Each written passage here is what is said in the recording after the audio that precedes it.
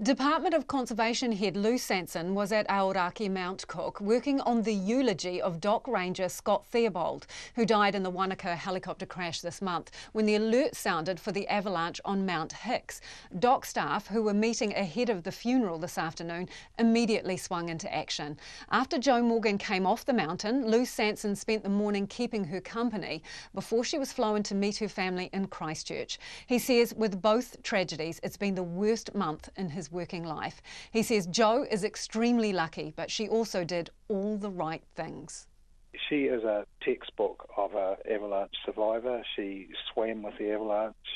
She was able to get the snow out of her mouth, and by 5:30 she was able just after 5:30 she was able to reach her PLB, which was on her chest, and then spend another 40 minutes digging herself out. So she is the one that activated the beacon? Absolutely, and RCC reported at 6 o'clock this morning, and we were fully organised by 7 o'clock. We were having a staff meeting to get ready for today's funeral. I was here working on my eulogy for Scotty. All our staff are fully involved in this afternoon's funeral, and I just can't fault the professionalism of them to come to somebody's time of need at the time. So Jo, we also have a... Sorry Lou, Jo was with two guides. What happened? Did they get separated? No, they're all on one rope length. Yeah, so they were just doing everything correct in terms of climbing. So Jo was at the end of the rope. So they were all tied together, Lou, or? Absolutely, yes. Yeah. Yep. And what can you tell us about the men? Did you know them, the guides? No, I don't know them. They're very experienced guides. They're close friends of many of our staff at Aoraki Mount Cook. So we are feeling the grief as well. This must be a really bittersweet moment for Jo Morgan, the relief of surviving and then discovering that the two people with her have not been as lucky. Yeah, and you know, we spent a lot of time together describing it all and talking about it, and you know, this was her second last peak, the first grandmother in New Zealand to climb all 3,000 metre peaks. She was going to do Hicks today. I'm sitting looking at her today. It just looks absolutely beautiful. I can see Harper Saddle from where I am.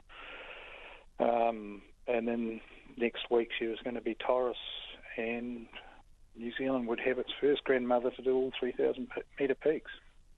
Do you think it's sunk in? How's she doing now? Well, she's on the Westpac helicopter on the way back to be with her family, and no, it hasn't sunk in. And you know, my main role was to be with her to comfort her. Lou, so she is physically unharmed. I know, terribly traumatic experience, but she has escaped without injury? Hasn't got a scratch. And this came completely out of the blue, did it? Completely out of the blue, as most avalanches do. And you know, she was able to, she had the faculty to think through, how do I get out of this, and she got out of it. She's pretty experienced though, isn't she? She's very experienced, and she had two incredibly experienced people with her. So this must have been a real shock for you being there, and also the team, given, as you say, you're there preparing a eulogy. You've had a recent tragedy as well, and then this happens. Yeah, this would have to be the two worst weeks of my career. Yeah, it's just incomprehensible, really. How are your staff doing? Because you say that some of them knew the guides. Oh, yeah. Look, they are professional. They are grieving. They are focusing on Scotty Theobald's funeral. Her husband was a staff member from Aoraki.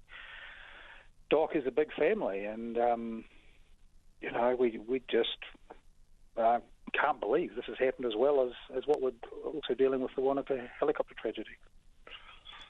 Lou, the two guides, have their bodies been brought back down from the mountain yet? Correct. So what's happening down there as this news starts to filter out and people realise that it's two of their own? We've debriefed. The search and rescue team has been stood down. All our staff are now focused on giving the very best possible tribute we can to Scott Theobald and his family this afternoon, 15 minutes down the road at Quintana Station.